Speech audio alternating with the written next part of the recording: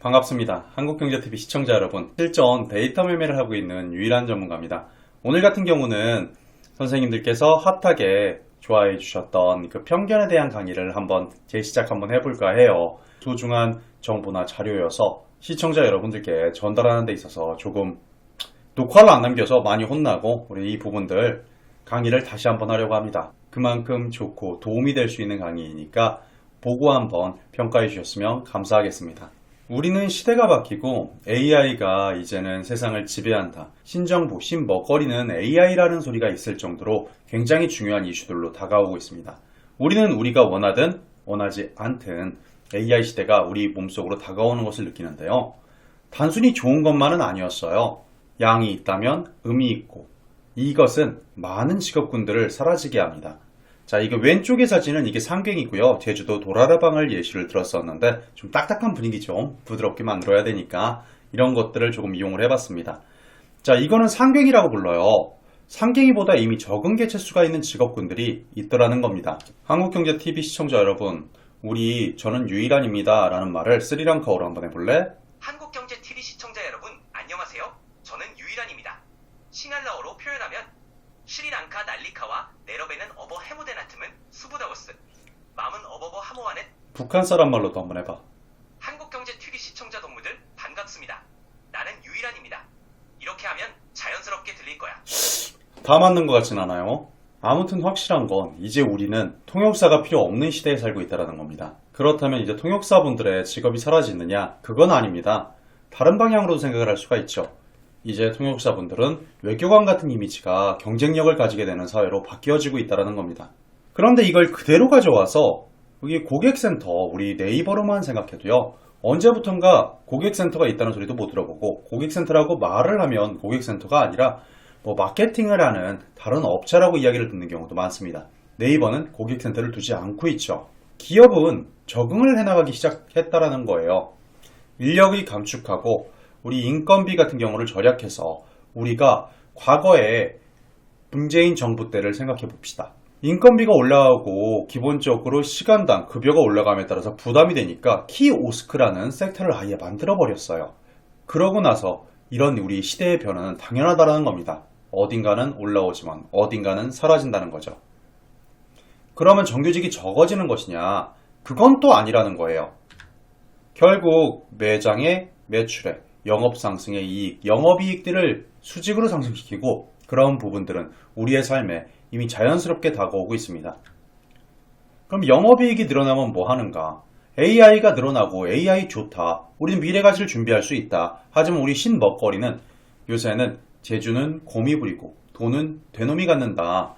이런 이야기가 있었어요. 그 예전의 속담들이죠. 그렇게 해서 체크를 해보자고요. 우리가 전력이 움직였단 말이에요. 전력이. 그리고 항상 신정부가 출범함에 따라 대한민국의 입장에선 항상 인구에 대한 문제, 이런 저출산에 대한 문제도 야기됩니다. 자, 이게 무슨 이론이냐? 과거의 정부별로 무슨 이야기가 나왔었냐면 노무현 대통령 정부 때 아이들을 적게 낳고 하나나 둘을 낳아버리고 한 가구를 갖고 있으니까 결국에 1가구 3주택이 된다는 이론이었습니다. 표면상은 문제될 게 아무것도 없어요. 한 남녀 한 쌍이 결혼을 하면 자신들도 집을 사고 양쪽 부모님이 이렇게 돌아가셔 버리면 어떡하지? 슬픈 일은 있겠지만 결국 이쪽에서 물려받고 이쪽에서 물려받아서 1가구 3주택이 돼버린다는 이론입니다.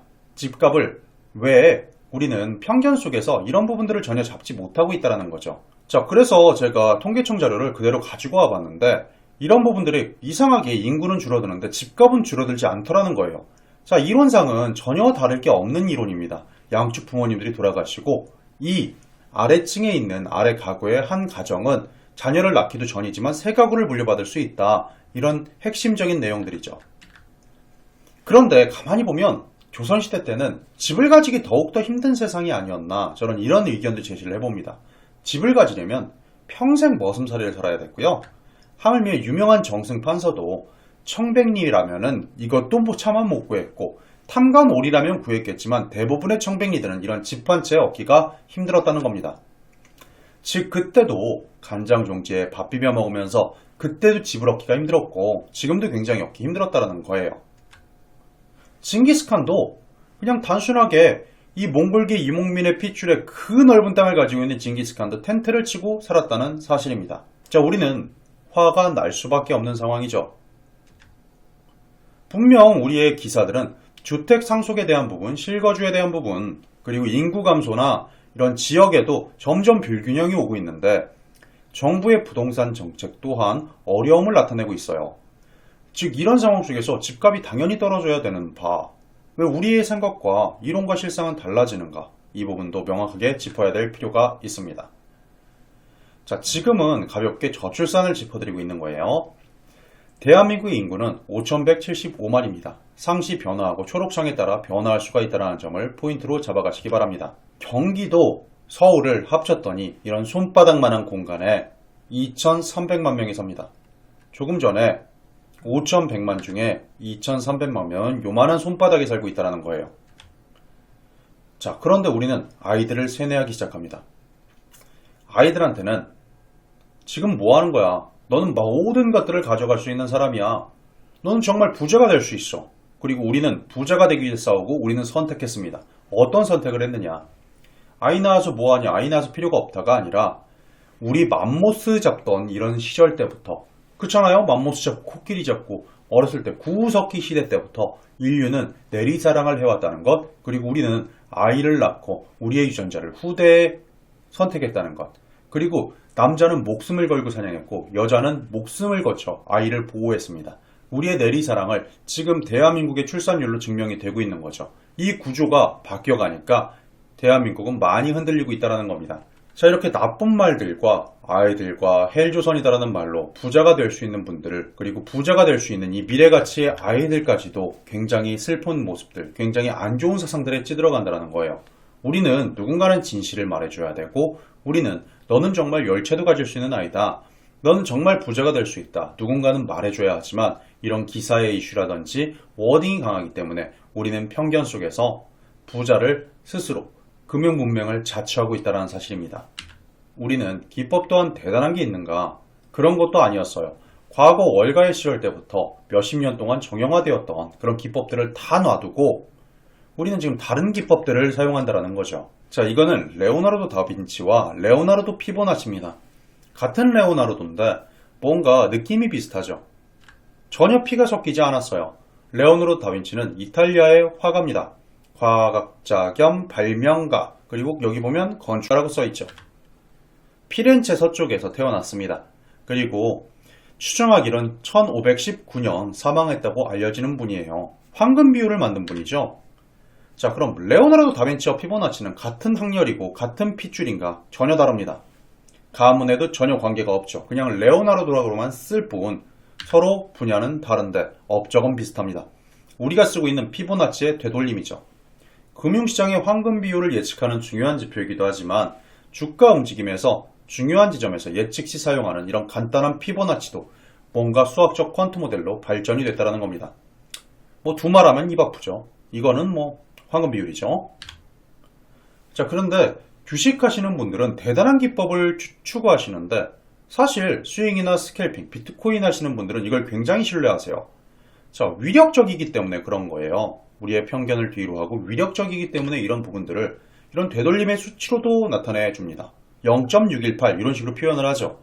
자, 중요한 건 황금 비율도, 그리고 A4 용지도, 우리가 쓰는 이런 핸드폰도 단순하게 월가의 전통들 수십 년 동안 정형화되고 다듬어져서 우리가 사용하고 있는 피보나치의 되돌림이 됐다는 겁니다. 인간의 심리에 기인한 기법이거든요. 정말 인간의 심리에 기인을 했고 시장 참여자의 비율을 인식하고 뭔가 이상하다라는 겁니다. 그리고 존중해서 만들긴 했는데 당대의 수학자들이 답답한 거예요. 왜 맞아 이게? 맞는 게 이상하잖아요. 그냥 이게 아름다운 심리적 요소고 황금 비율이야. 그리고 그때는 황금 비율 서로 교통도 소통도 없을 건데 나라 간의 소통도 없을 건데 비슷하더라는 겁니다. 근데 차트에 적용을 했더니 왜 맞는지 모르겠습니다. 수만 장의 데이터, 수천 장의 데이터를 확인을 해보고 우리는 이것들을 지지 저항이나 매수 또는 매도 포인트를 예측할 때 피보나치의 되돌림을 깊게 분석하고 오래 사용합니다. 자, 그래서 이런 되돌림 수치와 건축비도 똑같고 그림도 똑같고 A4 용지, 핸드폰 등 이런 심리에 매수한 기법을 퀀트 기반으로 모아가는 게 우리들의 프로그램 매매에서 나타날 수 있죠. 자, 이 프로그램 매매라는 것들도 뭔가 돌파 매매를 하게 되면 마구마구 막 이 매수세가 붙을 때가 있고요. 돌파 매매에서 팔아낸다면 마구마구 팔아내는 경우가 있어요.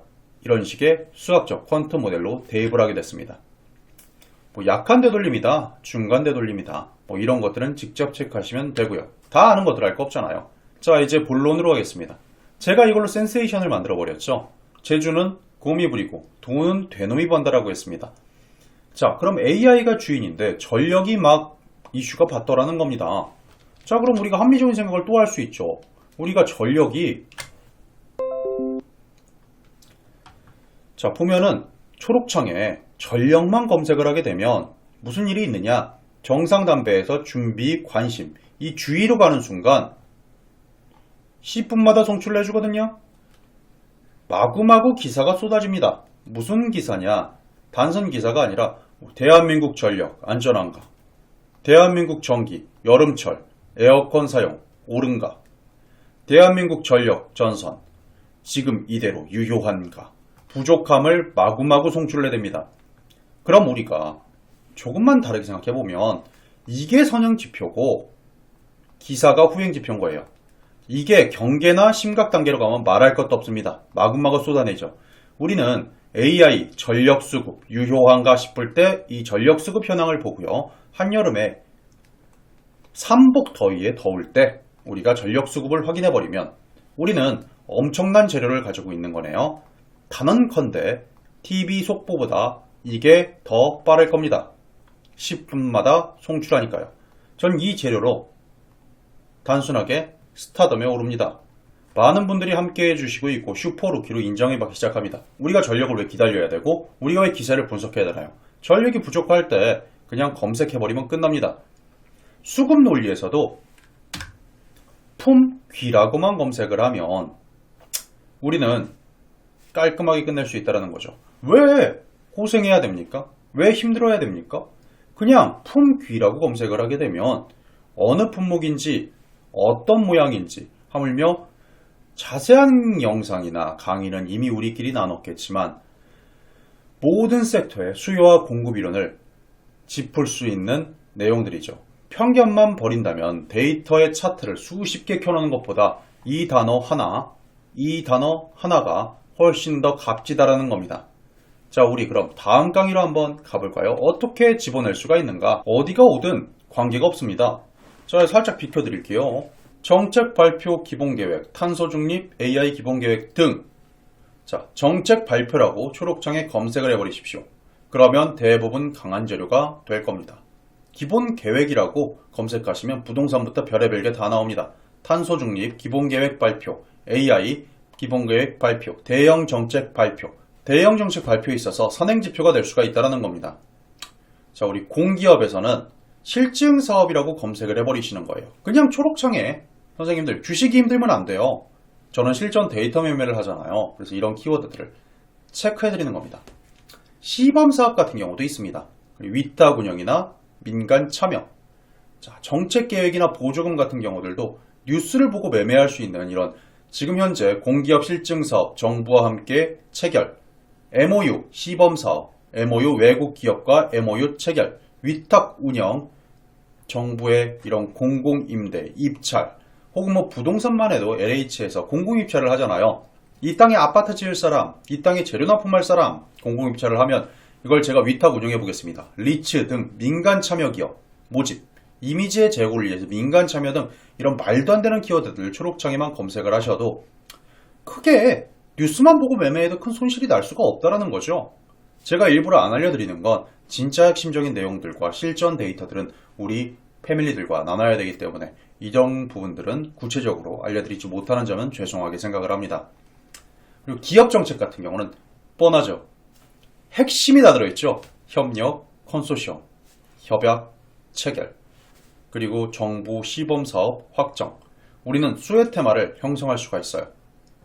R&D도 있죠. R&D도. 국책과제, 정부과제, 정부 주도, 과제 선정, 급등주 관련들은 실험과 시험 이런 것들도 순환매에 있어서 한 번씩은 꼭 돌아오는 주제라고 할 수가 있습니다. 우리가 이것만 아무렇지 않게 계속 반복해서 학습을 하다 보면 나도 모르게 앵커링이라고 하거든요. 머리에 딱 걸려있는 겁니다. 키워드가.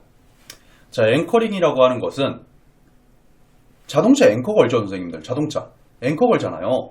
예를 들어 10만원짜리 주식이 5만원까지 돼버립니다. 그럼 10만원에 10만원짜리였던 주식이 앵커가 딱 비싼 게 박인 세일을 하네? 10만원에 앵커가 걸려버리니까 5만원에 싸게 느껴지는 겁니다.